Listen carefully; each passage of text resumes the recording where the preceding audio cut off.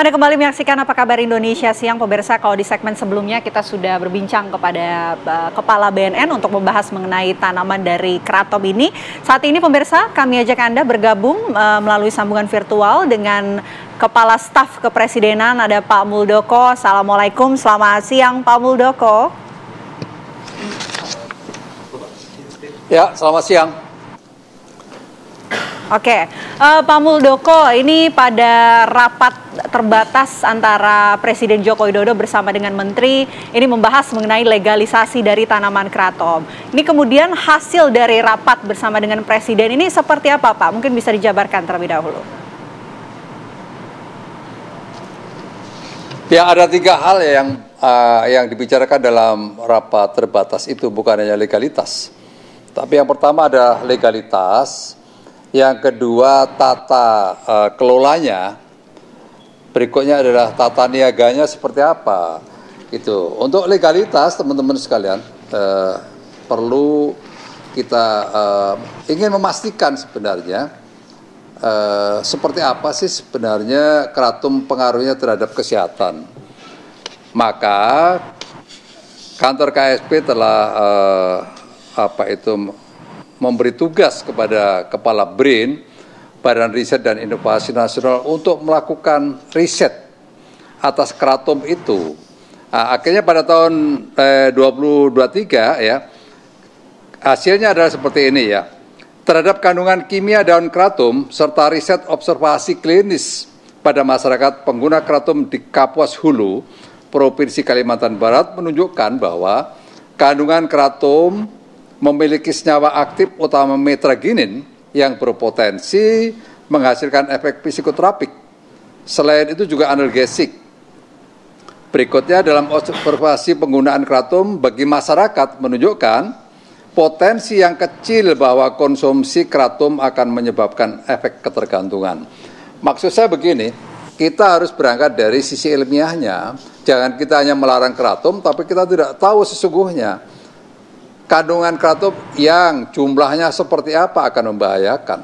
Untuk itulah, karena ini baru kita lihat potensinya, maka saya meminta kembali kepada BRIN untuk melakukan riset ulang secara komprehensif, melibatkan berbagai kelembagaan lain, sehingga kita ingin memastikan sebenarnya kratom pada jumlah tertentu yang seperti apa punya pengaruh negatif kepada masyarakat. Itu yang pertama. Berikutnya yang kedua, tentang tata kelola, perlu adanya sebuah standarisasi.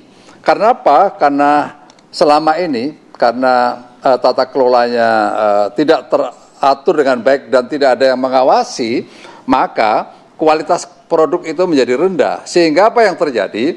Pada saat teman-teman ada yang ekspor keluar, banyak yang dilakukan yang di-reject.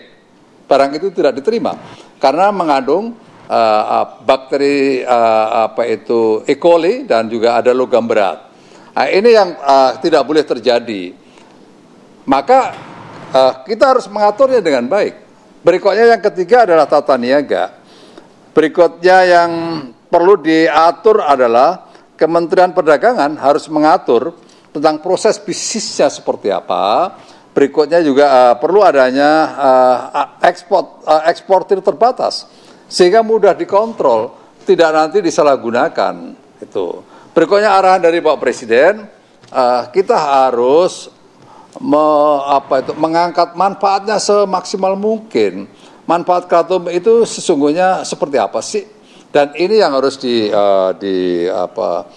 diangkat sehingga nanti justru kratom itu banyak sesuatu yang berguna daripada mudaratnya. Itu kira-kira seperti itu.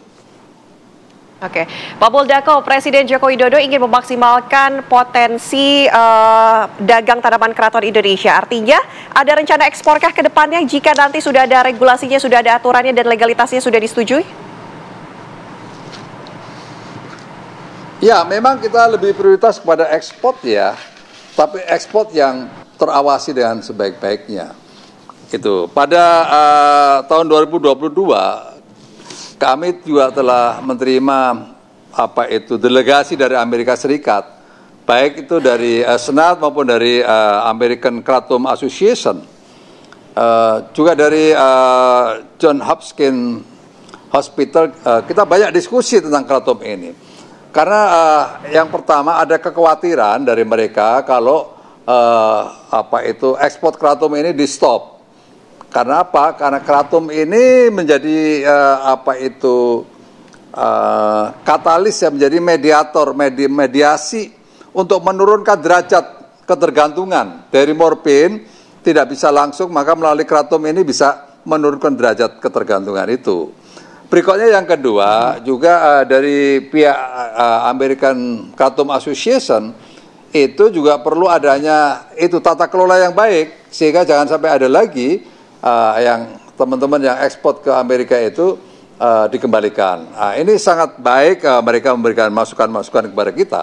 Jadi tujuan ekspor yang menjadi prioritas sesungguhnya. Oke, sambil menunggu nanti hasil riset begitu sampai dengan legalitas dari tanaman kratom ini keluar, Pak Muldoko, mungkinkah pemerintah juga sudah membuat pemetaan begitu wilayah mana saja yang nanti akan diizinkan untuk menjadi komoditas dari tanaman kratom ini?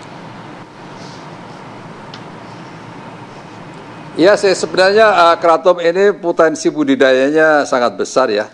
Ini tumbuh di berbagai daerah, ada di Sumatera, berikutnya ada di Kalimantan Barat, ada di Sulawesi, sebagian ada di Papua. Tapi yang lebih banyak bertumbuh itu di Kalimantan Barat ya, di Kapuas Hulu. Bisa saya ilustrasikan ya, ada 18.120 petani yang hidupnya tergantung ke kratom ini. Berikutnya ada 44,5 juta pohon kratom. Secara environment, secara lingkungan, pohon ini betul-betul menjadi buffer ya, buffer zone bagi kelestarian lingkungan ya, khususnya sumber-sumber air ya. Berikutnya ada 46,7 ribu hektar luasnya tanaman kratom ini. Dan karena melihat potensi yang besar, akhirnya banyak petani di sana yang budidaya yang bisa bukan sekedar bertumbuh secara liar, tapi mulai ada budidaya tentang penanaman kratom ini sendiri. Itu sebenarnya lebih di Kalimantan Barat, gitu. Oke. Pak Muldoko, pendapat pemerintah ini bagaimana? Ketika kratom ini memang ada juga masyarakat yang menggunakannya sebagai obat-obatan, namun ada juga yang berefek candu begitu, seperti morfin, dikatakan oleh tadi Kepala BNN. Anda melihatnya seperti apa? Apa kemudian nanti akan diregulasinya dibetulkan atau mungkin dibatasi atau seperti apa ini? Ketika kita juga tentunya akan ekspor ya, tadi seperti yang Pak Muldoko sampaikan. Iya, begini loh, di masyarakat Kalimantan Barat itu minum kratom itu hari-hari bagi mereka.